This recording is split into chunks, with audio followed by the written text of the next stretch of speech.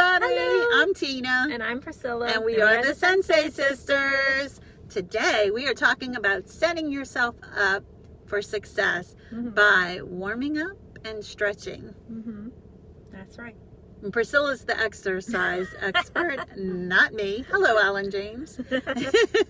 So Priscilla, what is the importance of warming up and stretching? Well, Tina, if you go to workout, exercise, any kind of exercise, whether it is dance fitness or bicycling or lifting weights, especially if you're lifting weights, I have to say, it is very important to warm up your muscles. A lot of people think that you need to stretch before doing exercise, but the truth is, if you stretch without warming up, you could set yourself up for an injury. So it is more important to get the body moving, doing something simple, whether you're jogging in place or running from side to side, or if, in the case of my classes, we warm up we start with a dance that's extremely simple in the movement so that nobody's straining anything.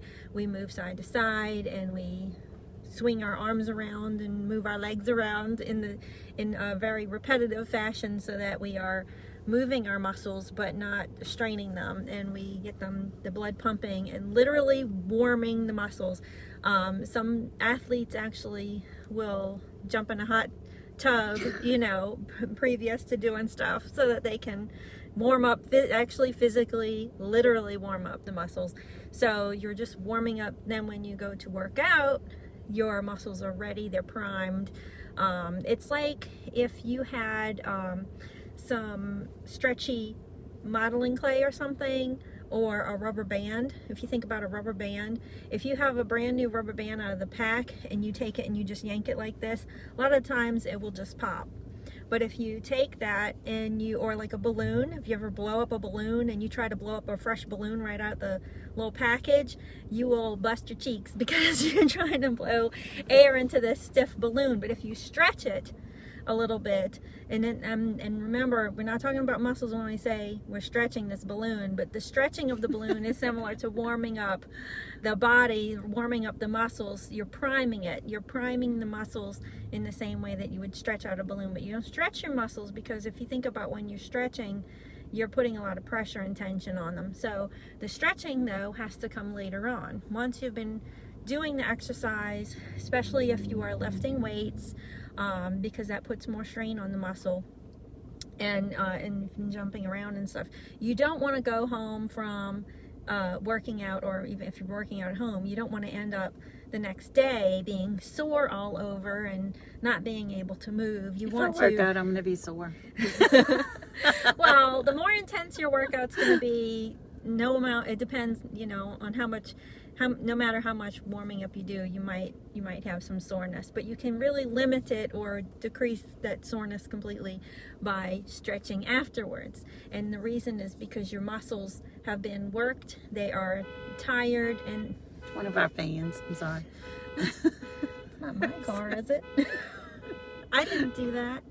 Okay. They were really excited about stretching. Yeah.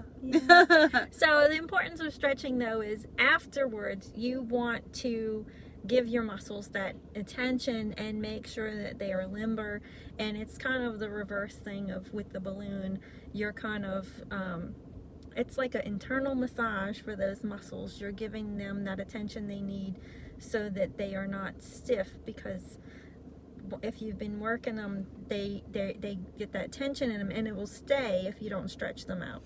So then that tension, and it's when you end up the day after leg day not being able to sit down on the toilet unassisted because you can't move your legs. I do not speak from experience. Thank you for sharing that, Priscilla. No, it's handy if you have if there's walls and you can just hang on and be like, oh my god. Oh my gosh. All right, so between you and the comments we've got from our old man watcher here, so Priscilla was talking about that, and it got me to thinking, as you guys know from a couple of weeks ago, I am reading the book, The Art of Gathering by Priya Parker. And I was telling Priscilla that in the book, Priya talks about how sometimes when you have events, it's important that you set yourself up for success with those events by maybe engaging in some healthy conflict.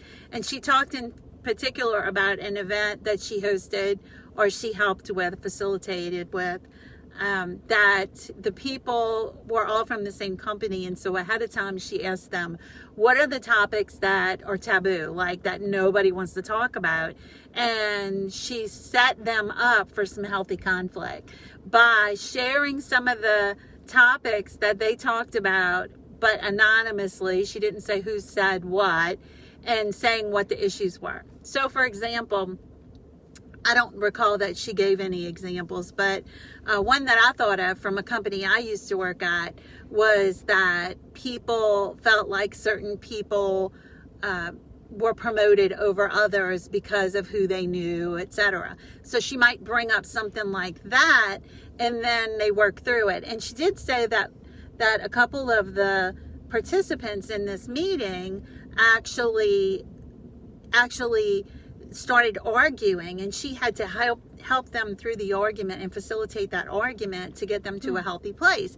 And so when Priscilla was talking to me about stretching and warming up and then exercising and then stretching, I thought about this healthy conflict thing. I said, that sounds kind of like the same thing. Like, she warmed them up by finding out what their feelings were, and then having that conversation was the exercise, that difficult conversation, but they were prepared for it because they knew ahead of time that they were in a safe zone. There was some rules that they set up, and they actually created the rules themselves, that, you know, everything that went on in that room was a safe space.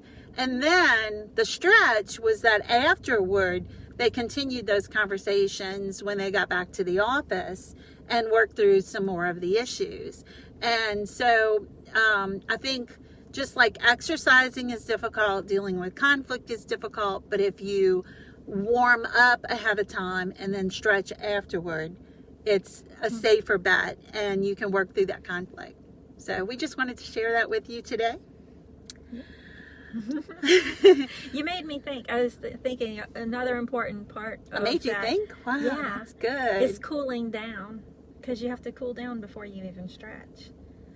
So, and that really applies on that. That's case true. as well. Cool down after that conflict. Yeah. That's and true. If you put ice on it. Oh, It'll Lord. hurt. Throw some ice on it. Yeah.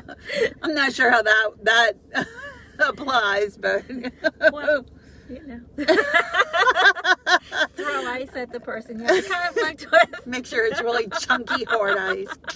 No. That went All right, gang. Well, that's all from us today. Between now and next Wednesday, make yourself a priority. Take care of you. Bye. Bye.